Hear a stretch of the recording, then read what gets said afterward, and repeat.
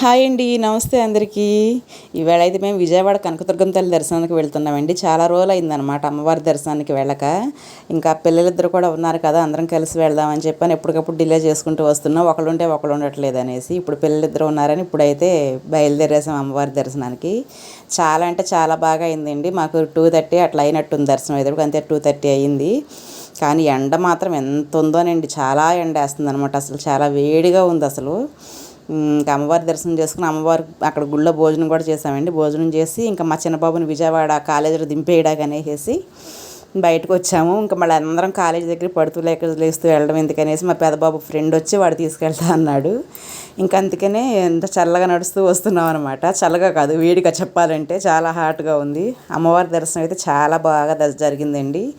అమ్మవారి దయ మన అందరి మీద ఉండాలని చెప్పి శుభ్రంగా దండం పెట్టుకున్నాను. ఓకే, బాయ్ అండి. నా వీడియో నచ్చితే ఒక లైక్ చేయండి, సబ్స్క్రైబ్ చేయండి.